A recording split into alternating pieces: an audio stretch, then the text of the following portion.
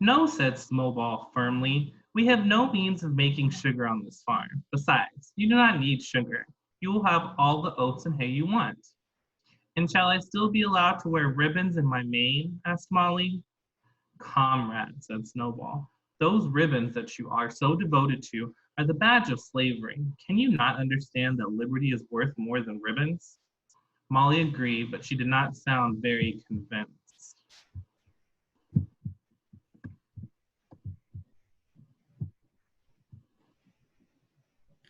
Pigs had an even harder struggle to counteract the lies put about by Moses, the tame raven. Moses, who was Mr. Jones's special pet, was a spy and talebearer, but he was also a clever talker.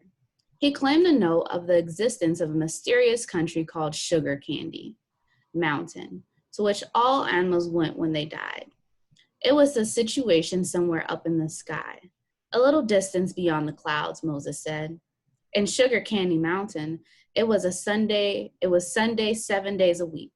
Clover was in season all the year round, and lump sugar and linseed cake grew on the hedges. The animals hated Moses because he told tales and did not work. But some of them believed in Sugar Candy Mountain, and the pigs had to argue very hard to persuade them that there was no such place. Their most faithful disciples were two cart horses, Boxer and Clover. These two had great difficulty in thinking anything out for themselves, but having once accepted the pigs as their teachers, they absorbed everything that they were told and passed it on to the other animals by simple arguments. They were unfailing in their attendance at the secret meetings in the barn and led the singing of Beast of England, with which the meetings always ended. Now, as it turned out, the rebellion was achieved much earlier and more easily than anyone had expected. In past years, Mr. Jones, although a hard master, had been a capable farmer, but of the late he had fallen on evil days.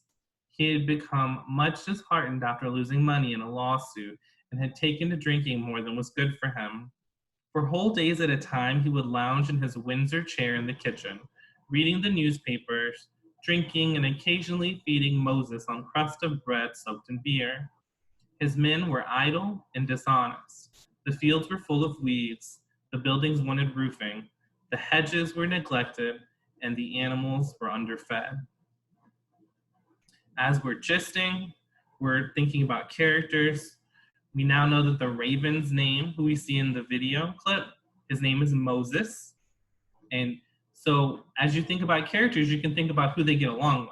So Moses is Mr. Jones' companion.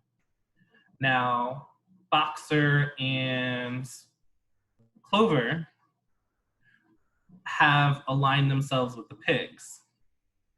And then we also get introduced to this idea of Sugar Candy Mountain, which is confusing to some of the animals because it's a story that Moses and Mr. Jones have told them about for a long time. So I would just about one of those things or one of those characters and kind of be thinking about how they're setting up this rebellion that's coming as well.